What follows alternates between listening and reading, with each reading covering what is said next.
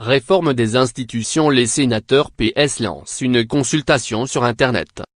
8 jours après la présentation par le Premier ministre, Édouard Philippe, des grandes lignes de cette réforme, les sénateurs PS ont plaidé pour des mesures visant à renforcer le pouvoir du Parlement face à un exécutif accusé de vouloir asseoir sa domination sur le pouvoir législatif.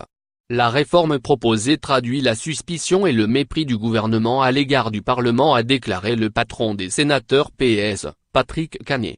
Ce dernier a ainsi qualifié de populiste la baisse de 30% du nombre de parlementaires, estimant que cela revient à présenter à la population le scalp d'une centaine de députés et de sénateurs.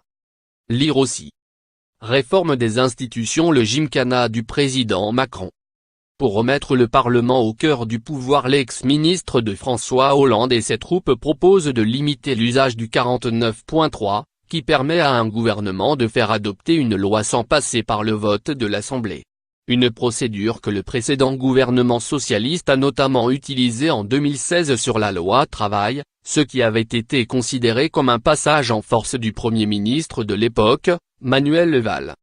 Dans le même esprit, les élus PS entendent supprimer le vote bloqué qui permet au gouvernement, en utilisant l'article 44.3 de la Constitution, d'obliger l'Assemblée saisie à se prononcer sur un texte en ne retenant que les amendements proposés ou acceptés par le gouvernement. Autre idée visant à restreindre la mainmise de l'exécutif sur le Parlement, la limitation du recours aux ordonnances. Une procédure notamment utilisée par l'actuel gouvernement pour faire adopter sa réforme du Code du travail. Lire aussi. Réforme des institutions. François Bayrou charge Emmanuel Macron. Par ailleurs, les sénateurs socialistes recyclent 2 promesses du candidat Hollande lors de la présidentielle de 2012, jamais mise en œuvre lors du précédent quinquennat: la suppression du morasse de la Constitution et le droit de vote des étrangers aux élections locales. Cette dernière mesure étant un vrai serpent de mer, ce droit est promis par le PS depuis plus de 35 ans.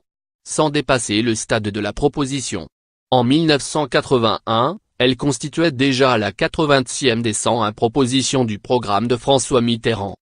Parmi les autres mesures phares préconisées par les sénateurs socialistes, l'inscription dans la Constitution de l'égalité entre les femmes et les hommes ou le renforcement de la protection de l'environnement, une mesure censée aller plus loin que celle du gouvernement visant à inscrire l'impératif de lutte contre le changement climatique à l'article 34, qui définit le domaine de la loi dans la Constitution. Alors que le gouvernement présente son texte en Conseil des ministres le 9 mai, les internautes ont désormais un mois pour donner leurs avis sur la copie des sénateurs socialistes. Puis, le 14 juin, les élus PS organiseront un colloque pour présenter les conclusions de leurs réflexions. Lire aussi. Réforme des institutions. Larcher en total désaccord avec la réduction de 30% des parlementaires.